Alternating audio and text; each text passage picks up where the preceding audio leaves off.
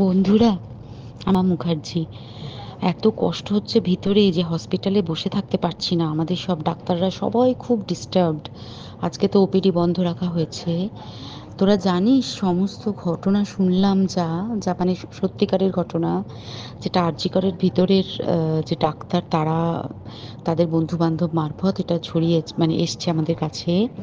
Actually যেটা ঘটেছে সেটা হচ্ছে, আমি শুনে তো মানে বিশ্বাস করতেও নিজেকে কেমন লাগছে রে।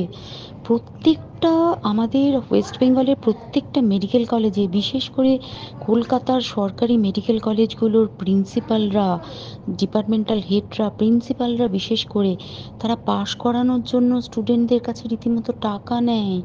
যেসব স্টুডেন্টরা, ইন্টার্নরা, পিজিটিরা যারা ভালো করে ক্লাস করে না বা থিসিস তারা জমা দেবে, পিজিতে তো থিসিস জমা দিতে হয়, তো যারা MBBS final year final pass করবে না সাপ্লি পাইয়ে দেবে, ইন্টার্নের কমপ্লিশন দেবে না, ইন্টার্ন হওয়ার পর কমপ্লিশন না দিলে তারা রেজিস্ট্রেশন নাম্বার পাবে না, এই সমস্ত ভয় দেখিয়ে টাকা পয়সা নেয়। সমস্ত জায়গাতেই এটা আছে। এর মধ্যে সব থেকে নিকৃষ্টের থেকেও নিকৃষ্টতম হচ্ছে সন্দীপ ঘোষ, প্রিন্সিপাল, যে তোর আমাদের কি বলে, আরজি কর মেডিকেল কলেজে। সেখানে ভাব যে ওনার একটা বিশাল নেক্সাস ছিল, যাতে উনি বেশ কিছু ইন্টার্ন, হাউস স্টাফ এদেরকে দিয়ে ওই নেক্সাসটা চালাতেন। তারা ওখানে একটা সেক্স র্যাকেট চালাতো, তারা একটা ড্রাগ র্যাকেট চালাতো। ড্রাগ র্যাকেট মানে ওই যে ওটাতে বলেছে না, ড্রাগ মানে শুধু ওই হেরোইন আর ব্রাউন সুগারের ড্রাগ খাওয়া বা মদ খাওয়া নয়। ড্রাগ মানে হচ্ছে যে কম দামি, কম টাকায় যে ওষুধ পাওয়া যায়, যে ওষুধ, ওষুধ না জল ভগবান জানে, সেই ওষুধের মানে কোটি কোটি টাকায় যে টেন্ডার বেরোতো, সেই ওষুধ নিয়ে ওষুধ কোম্পানিগুলোর কাছ থেকে কোটি কোটি টাকা, সেই সমস্ত টাকার একটা বড় অংশ যেত পার্টি ফান্ডে, বুঝতেই পারছিস তাহলে। সেই জন্য পার্টির একদমই কাছের উনি, পার্টির মানে একদম খোদ মানে ওপর লেভেলের একদম আসল জায়গাকার কাছে।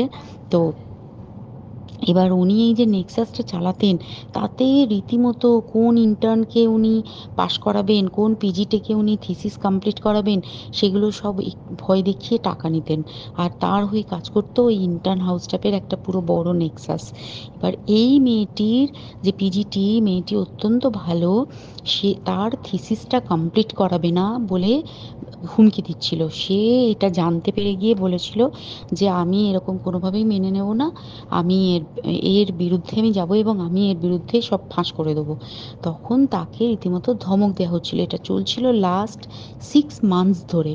6 মাস ধরে তাকে হুমকি দেওয়া, তার প্রতি মানে বেশি বেশি প্রথমের দিকে কি করছিল, অত্যাচার করছিল। মানে কিরকম, বেশি বেশি করে নাইট ডিউটি দিচ্ছে, at a stress 36 hours duty, বেশি বেশি করে নাইট, বেশি বেশি করে খাটানো, এবং এগুলো সব জানে ডিপার্টমেন্টাল হেড, চেস্টের যে ডিপার্টমেন্টাল হেড সেও জানে, সিনিয়র পিজিটিরা সবাই জানে।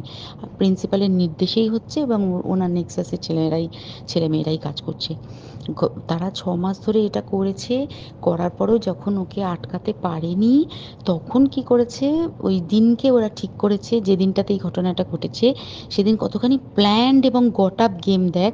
সেই দিন ওই ঘরে, ওই সেমিনার রুমে প্রত্যেক দিনই চারতলার আরও অনেকেই যারা সিনিয়র পিজিটি বা জুনিয়র পিজিটি, তারা কিন্তু বিশ্রাম নিতে যেত, অনেকেই ওই ঘরে যেত। সেই দিনকে ও একা, ওকে বলেছে তুমি ঘুমিয়ে পড়ো, ওকে একা রেখে এসেছে। বাকিরা কাউকে যেতে দেয়নি, বলেছে ওই ঘরে আজকে ঘটনা ঘটছে, মানে কাজ হচ্ছে, ওই ঘরে কেউ যাবে না। ওই ঘরে সেই দিনকে ওর সাথে যখন খাওয়া দাওয়া করেছে বাকি 4 জন, সেই 4 জনের মধ্যে একটি মেয়ে পর্যন্ত ছিল। সে কিরকম মেয়ে চিন্তা কর, এরা ডাক্তার না জানোয়ার জানি না, আমি জানোয়ার বললেও জানোয়ারদের অপমান করা হয়, কারণ জানোয়ার সমাজে এরকম কাজ হয় না। তো ডাক্তার না কি আমি বলতে পারবো না। সেই ইন্টার্ন মেয়েটি আরেকটি ইন্টার্নের গার্লফ্রেন্ড। তো তার সাথে ওই পিজিটি মেয়েটি প্রচুর ঝগড়া হয়েছে। ঝগড়া হওয়ার পরে তারা তো হুমকি টুমকি দিয়ে চলে গেছে, দিয়ে তারপর বলেছে তুমি ঘুমো। এবার ও তো আর জানে না, ভালো মনে শুতে এসেছে। তারপরে তারা গিয়ে মদটদ খেয়েছে, 7-8 জন মিলে চড়াও হয়েছে। এবং তোরা জানিস যে প্রথমে তার হাত দুটোকে দুপাশে 2 জন ধরে রেখেছে, এবং সেই কাজে সেই মেয়েটিও সাহায্য করেছে, ইন্টার্ন মেয়েটি। 2 জন ওকে পা দুটোকে টেনে জরাসন্ধর মতো ছিঁড়ে ফেলেছে, মানে ছেঁড়ার মতো করে টেনেছে, যাতে পেলভিক বোন ভেঙেছে, গলার বোন ভেঙেছে, মানে কি বিপর্যস্ত, মানে বিধ্বস্ত, কি নৃশংস অত্যাচার করেছে। ওকে উল্টো দিক করে শুইয়েছে, পিঠের ওপর দিয়ে বুট পরে হেঁটে গেছে, মাথাটাকে এমন থেঁতলেছে যে মানে স্কাল ফাল রাপচার হয়েছে। এই সমস্ত করার পরে শ্বাসরোধ করে তাকে মেরেছে। মেরে তারপরে আরও যেটা আরও ভয়ঙ্কর, যে একটা মৃত মানুষকে মিনিমাম ডিগনিটি দিতে জানে না। তারা নিচে এসে দেখেছে ওই সঞ্জয় তখন বসে মদ খাচ্ছিল অন্য আরও গ্রুপ ডি স্টাফদের সাথে। সঞ্জয় ছেলেটা হচ্ছে তার কাটা সঞ্জয় বলতো ওরা, ওকে বলে ফল গাই। মানে ওর একটু ওইসব আলুর দোষ আছে, ও যত্রতত্র যখন তখন প্রস্টিটিউট এলাকায় যায়। এবার দেখেছে যে একে দিয়ে যদি একটা রেপ করিয়ে দিতে পারি তাহলে ঘটনার মোড়টা অন্যদিকে ঘুরে যাবে। এইবার ওকে বলেছে, যা সেমিনার রুমে তোর জন্য রেখে এসছি, যা তুই এবার গিয়ে কাজ করে দিয়ে আয়। ও এসে ওই ডেড বডিকে রেপ করেছে যাতে তার ভ্যাজাইনাতে সিমেন্ট পাওয়া যায়। তো এবার এই হচ্ছে, প্লিজ আমি নাম করে ফেললাম সব কিছুই। কতজন আমি যে নামগুলো পাঠিয়েছি এই সব ডাক্তাররা, এরা সব জড়িত জানিস। কিন্তু কেউ কোনো প্রমাণ নেই, প্রমাণ লোপাটের জন্য। সেদিনকে ওই ইন্টার্ন এবং ডাক্তাররা যে ওইখানের যে বাথরুমটাতে হাত পা ধুয়েছে, রক্ত ধুয়েছে, সেইটাকে সাত তাড়াতাড়ি প্রমাণ লোপাটের জন্য ওই দেওয়ালকে ভেঙে দিয়ে তার মানে ওই বাথরুমের জায়গাটাকেই ভাঙতে হচ্ছে ওদের। ওখানে নাকি ওরা রুম বানাবে, কালকে দেখেছিস তোরা খবরে। আর বেশি বলতে পারছি না, মানে তোরা তো সবাই প্রোটেস্ট করিস, আমরা তো আমাদের দিক থেকে করছি, কিন্তু কিছুই হবে না। এই পোড়া দেশে কিছুই হবার নেই, শুধু ভেতরে ভেতরে গুমড়ে গুমড়ে কষ্ট পাওয়া। আর আগামী প্রজন্মের যে ডাক্তাররা বেরোবে, তারা যে ইন্টার্ন বা পিজিটি বা এই যাদের কাছে আমরা যাব ভবিষ্যতে, তারা কি ডাক্তার না কি আমি জানি না। কি নিয়ে তাদের কাছে আমরা যাব, আর কি করেই বা আমাদের পরের প্রজন্মকে আমরা সুরক্ষিত রাখবো।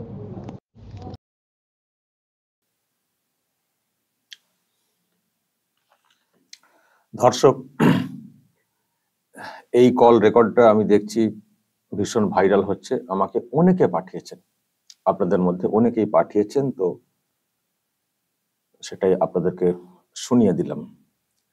আরজি করের বিষয় নিয়ে অনেক সব খবর আসছে, তথ্য আসছে, অনেক কল রেকর্ডও এসেছে এর আগে। এটা একটা ভয়ঙ্কর সব তথ্য। জানি না তদন্তে কি উঠে আসবে বা তদন্তে কতটা কি পাওয়া যাবে,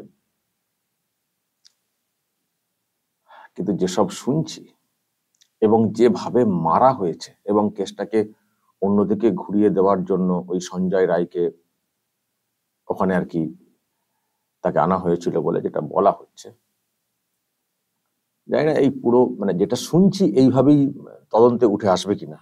আসলে যেসব তথ্য লোপাট করা হয়েছে, বাথরুম ভেঙে দেওয়া হয়েছে, যেটা শুনলেন, যেখান থেকে যদি কিছু ক্লু পাওয়া যেত আর কি, সেসব নষ্ট করে দেওয়া হয়েছে রাতারাতি, সব ভেঙে টেঙে দিয়ে। এবং পুলিশ প্রথম থেকে তদন্ত করছিল, তারপর তো কলকাতা হাইকোর্টের নির্দেশে সিবিআই নেমেছে। এখন দেখা যাক সিবিআই কি পায়। তবে একটা কথা শেষে বললেন না উনি কল রেকর্ডে, যে কিছু, এটা কল রেকর্ড না, এটা ভয়েস রেকর্ড মনে হচ্ছে, বললেন যে এই পোড়া দেশে কিছু হবে না, আমাদেরকে মানে এইরকমই আর কি সহ্য করতে হবে। মানে এটা আমাদের মনেও কাজ করে, যে মনে হচ্ছে কিছু হবে না, কারণ এই রকম একটা ঘটনা, প্রথমত মানে এরকম ঘটনা ঘটানোর একটা দুঃসাহস, এবং তারপরে সেটাকে চাপা দেওয়ার জন্য সরকারি মেশিনারিকে ইউজ করা, ফলে তদন্ত ঠিক করে আদৌ হবে কিনা, শাস্তি হবে কিনা, সেটা নিয়ে কিন্তু প্রশ্ন থাকেই। কামদুনির মতো ঘটনাতে তো আপনারা শুনেছেন, বিরাট কিছু দেখানো হলো, পরে দেখা গেল মানে যাদের বিরুদ্ধে সাজা ঘোষণা করে দেওয়া হয়েছিল লোয়ার কোর্টে, কলকাতা হাইকোর্ট দেখেছে যে কোথায়, সবার বিরুদ্ধে সেই সেই তথ্য কোথায়। মানে এতটাই মানে প্রভাবিত, মানে কাউকে একটা দাঁড় করিয়ে দিয়ে তাদেরকে সাজা দিয়ে, দেখো আমি সাজা দিয়েছি, আসল লোক ফাঁক পড়ে গেল, মানে ধরাই পড়লো না। তো এইসব তো দেখছি, সেই সব দেখে শুনি হয়তো এই ধরনের কথা, জানি না এটা বললেন কিছু হবে না রে এই পোড়া দেশে। তো তবুও খানিকটা আশা রাখতে হচ্ছে সিবিআই এর ওপরে। সিবিআই যদি আর যাই হোক, অন্ততপক্ষে ওই সঞ্জয় রায়ের বাইরে যদি কিছু একটা দেখাতে পারে, যদি কিছু একটা বের করতে পারে তদন্তে, তাহলে কিন্তু আরো পরিষ্কার হয়ে যাবে যে এই ঘটনাটাকে সত্যি ধামাচাপা দেওয়া হচ্ছিল, শুধু ওই সঞ্জয়কে ধরে নিয়ে পুলিশ এগোচ্ছিল। তো আমরা অপেক্ষাতে আছি যে সিবিআই নতুন কিছু তথ্য বের করবে বা করতে পারে কিনা। যদিও বের করাটা টাফ হয়ে গেছে এই মুহূর্তে, কারণ তথ্য লোপাটের একটা বড় পার্ট যেটা আমরা শুনছি, তথ্য লোপাটের যেটা হচ্ছে। তো যাই হোক দর্শক, এই কল রেকর্ড এসছে, এখন সত্য না মিথ্যা এই কল রেকর্ড, এই ভয়েস রেকর্ড, সেটা বলতে পারবো না। মানে প্রশাসনের তরফ থেকেও অনেক সময় অনেক কথা বলা হয় যে ভুলভাল সব তথ্য ছড়ানো হচ্ছে, ভুলভাল ভয়েস রেকর্ড করে ছাড়া হচ্ছে, বলা হচ্ছে। তাহলে আমরাও কে সোমা সেটাও আমরাও জানি না, চিনি না। এই কল রেকর্ড নিয়ে যদি কেউ চ্যালেঞ্জ করেন, আমরা কিন্তু উত্তর দিতে পারবো না, কারণ আমাদের পক্ষে এটা যাচাই করা সম্ভব না। কল রেকর্ড এসছে সোশ্যাল মিডিয়াতে, আমি জাস্ট সেখান থেকে নিয়ে আপনাদেরকে শোনাচ্ছি যারা শোনেননি। তবে শুরুর দিকে যে কথাগুলো বললেন যে টাকা নিয়ে পাস করানো, এইসব যে ব্যাপারটা, এটা কিন্তু আমি বিশ্বাস করি। কেন বিশ্বাস করি? আমি এটা নিয়ে একটা খবর করেছিলাম সম্ভবত গতকালকে, মানে এটা নিয়ে বলতো একটা খবরের মধ্যে আমি বলেছিলাম যে কি কি সব চলে, মোবাইল দেখে পরীক্ষা দেওয়া, বই দেখে পরীক্ষা দেওয়া, যদি বাধা দেওয়া হয় তাদেরকে, তাহলে তারা মানে স্টুডেন্টরা ওই অধ্যাপককে, প্রফেসরকে ট্রান্সফার করে দেওয়ার ক্ষমতা রাখেন। এতটাই স্টুডেন্টরা প্রভাবশালী। কেন প্রভাবশালী? কারণ ওই এলাকায় এখন তো হোম সেন্টারে পরীক্ষা হয়, অন্য সেন্টারে পরীক্ষা দিতে হয় না। যেমন মেডিকেল কলেজই সেন্টার পড়বে, আরজিকরই সেন্টার পড়বে। মেডিকেল কলেজ বলতে আমি কলকাতা মেডিকেল কলেজের কথা বলছি, কলেজ স্ট্রিট। তো যাই হোক, মানে এখন হোম সেন্টার, তো হোম সেন্টারে পরীক্ষাগুলো যেভাবে হয় এখন, আগে কিন্তু অন্য সেন্টারে পরীক্ষা হতো, এখন হোম সেন্টারে পরীক্ষা হয়। তো হোম সেন্টার যখন পরীক্ষা হয়, অনেকের ক্ষেত্রে যেটা শোনা যায় যে মোবাইল অন করে তাদেরকে পরীক্ষা দিতে হবে, বই দেখে পরীক্ষা দিতে হবে, না হলে যিনি বাধা দেবেন, যিনি গার্ডে থাকবেন, তাকে ট্রান্সফার করে দেওয়ার তারা ক্ষমতা রাখেন। এইভাবে ক্ষমতা রাখেন কারণ তাদের আবার একটা নেটওয়ার্ক আছে, তাদের একটা মানে একটা ইউনিয়ন আছে, বা তাদের একটা সার্কেল আছে, যে সার্কেলের সঙ্গে শাসকের বড় লোকজনদের সঙ্গে সব কানেকশন যোগ। শাসকও তাদেরকে দিয়ে অনেক কাজ কাম করায় আর কি, হাসপাতালকে কন্ট্রোল রাখার ক্ষেত্রে। ফলে এই আর কি, ফলে এমনিতে স্টুডেন্ট, কিন্তু তাদের এত ক্ষমতা যে যদি তাদের বিরুদ্ধে কোনো ব্যবস্থা নেন কোনো প্রফেসর, তাকে মানে সুদূর কোথাও বদলি করে দেওয়ার ক্ষমতা রাখেন, বা কোনো ব্যবস্থা নেওয়ার ক্ষমতা রাখেন। ফলে অনেকে দেখেও দেখতে পান। আর সেই সঙ্গে প্রিন্সিপাল গুলো অনেক বেশি যুক্ত হয়ে থাকেন এইসব কাণ্ডে। ওই গ্রুপকে নিয়ে প্রিন্সিপাল চলার চেষ্টা করেন, অনেক কাজও তারা হাসিল করেন। আর ওই কাকে পাস করানো হবে, কাকে পাস করানো হবে না, কে বেশি পাকামো করছে তাকে কি করে ফেল করে দেওয়া যায়, এইসব নাকি করা হয়, এবং টাকা পয়সার লেনদেন। আমি তো বলেছিলাম এই কল রেকর্ডও আপনারা শুনলেন। আর এটা আমি কেন বলছি যে এটা আমি বিশ্বাস করি, আমি এই জন্যই বলছি যে বিশ্বাস করি, কারণ আমি গতকালকে একটা বক্তব্য শুনলাম তৃণমূল কংগ্রেসেরই এক নেতার বক্তব্য, ডক্টর শান্তনু সেন। তার অনেক কথা আপনারা শুনে থাকেন অন্যান্য সময়, কিন্তু গতকালকে দেখলাম খানিকটা বেসুরো গিয়েছেন। এখন বেসুরো গাওয়ার পেছনে হয়তো অনেক কারণ থাকতে পারে, তাদের দলের অভ্যন্তরীণ কারণ, সেটা আপনারা বলতে পারেন। কিন্তু সেই যাই হোক, অভ্যন্তরীণ কারণ কি আছে না আছে আমার জানার দরকার নেই, অন্ততপক্ষে এই মুহূর্তে। কিন্তু উনি যে কথাটা বলেছেন, অন্তত তার দলকে এবার স্বীকার করতে হবে যে হ্যাঁ এটা হয়, কারণ দলের নেতা বলেছেন, ডক্টর শান্তনু সেন নিজে বলেছেন যে এইরকম হয় পরীক্ষার ক্ষেত্রে এইসব করা হয়। তাহলে বুঝুন, যারা নিট নিয়ে কত চিৎকার,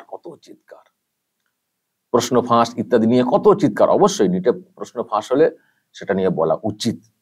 কিন্তু যে তথ্য সামনে আসছে যে এইরকম ডাক্তারি পরীক্ষা, নিট তো হচ্ছে এন্ট্রান্সে, মেডিকেল এন্ট্রান্সের ব্যাপার, কিন্তু যারা ডাক্তারি পড়ছেন, যাদের উপরে মানুষের স্বাস্থ্য নির্ভরশীল, মানুষের জীবন নির্ভরশীল, তারা এইভাবে ডাক্তার হচ্ছেন টুকে পাস করে, টুকলি করে বা খাতা দেখে বা প্রশ্ন আগে হাতে নিয়ে তারা এইভাবে পরীক্ষা দিয়ে পাস করেন। এই কথা বলেছেন, বিরোধী কোনো নেতা বলেননি।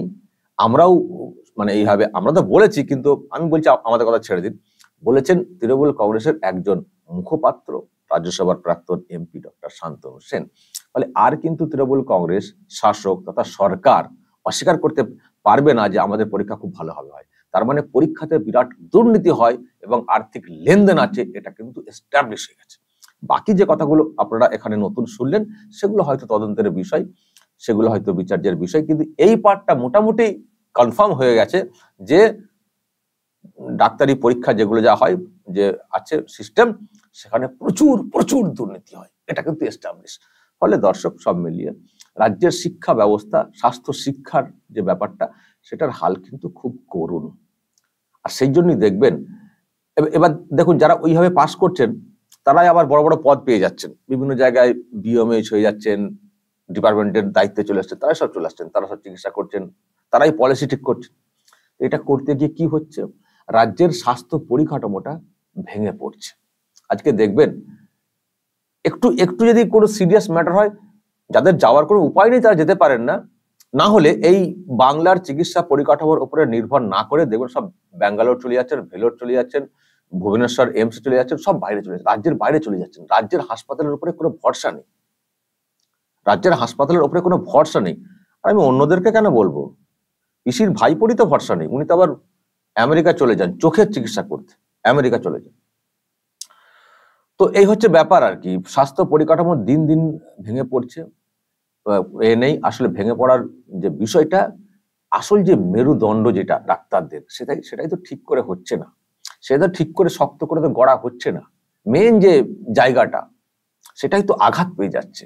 ফলে পরিষেবা কি করে হবে, স্বাস্থ্য শিক্ষাটা যদি ঠিকঠাক না থাকে স্বাস্থ্য পরিষেবাটা কি করে হবে, এটা ভাবতে হবে। তো মারাত্মক দর্শক, চাঞ্চল্যকর একটা কল রেকর্ড এসছে এবং সেই সঙ্গে আরো যেসব র্যাকেটের ঘটনা শুনলেন, সত্যি গায়ে কাঁটা দেওয়ার মতো যে কি হয়ে গেল রাজ্যটা।